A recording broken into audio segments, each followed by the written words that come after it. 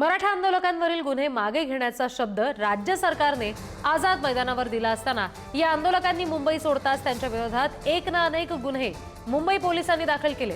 आझाद मैदानात 29 ऑगस्ट पासून मनोज जरांगे पाटील यांचं 5 दिवस उपोषण चाललं आणि या काळामध्ये मराठा आंदोलकांकडून मुंबई पोलिसांनी दिलेल्या नियमांचं उल्लंघन करणं, बेकायदेशीर सभा घेणं तसंच अन्य कलमांचं उल्लंघन झालं आणि त्याबद्दल विविध पोलीस ठाण्यांमध्ये 9 पेक्षा अधिक गुन्ह्यांची नोंद करण्यात आली आहे। अज्ञात व्यक्तींविरुद्ध संबंधित गुन्हे दाखल झाल्याचं पोलिसांकडून सांगितलं गेलेलं आहे।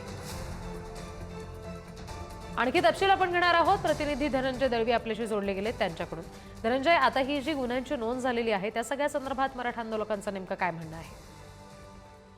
आपण जर पाहिलं तर 29 तारखेला रेड्डी मनोज जरांगे यांनी आझाद मैदानात उपोषणाला सुरुवात केली आणि त्यानंतर 5 दिवस हे आंदोलन जे आहे किंवा हे उपोषण चाललं आणि त्यामध्ये ज्या काही घटना घडल्या, जे काही नियमांचं उल्लंघन केलेलं आहे ते बेकायदेशीरपणे सभा घेणं असेल, नियमन जे दिले होते त्या नियमांचं उल्लंघन करणं असेल आणि अशा अन्य कलमांचं उल्लंघन झाल्याबद्दल हे गुन्हे जे आहेत ते मुंबई पोलिसांनी दाखल केलेले आहेत आणि हे सगळे गुन्हे जे आहेत ते अज्ञात व्यक्ती विरोधात संबंधित गुन्हे दाखल करण्यात आले। म्हणजे कोणत्याही एका व्यक्तीच्या विरोधात नाहीये, तर ते अज्ञात व्यक्तीच्या विरोधात आणि हे गुन्हे एकूण 9 गुन्हे जे आहेत त्यांचा हा समावेश आहे आणि यामध्ये मरीन ड्राईव्ह पोलीस ठाणे असेल, आझाद मैदान असेल, माता रमाबाई आंबेडकर असेल, जे मार्ग असेल, डोंगरी, कुलाबा अशा पोलीस ठाण्यांमध्ये हे गुन्हे दाखल करण्यात आलेले आहे।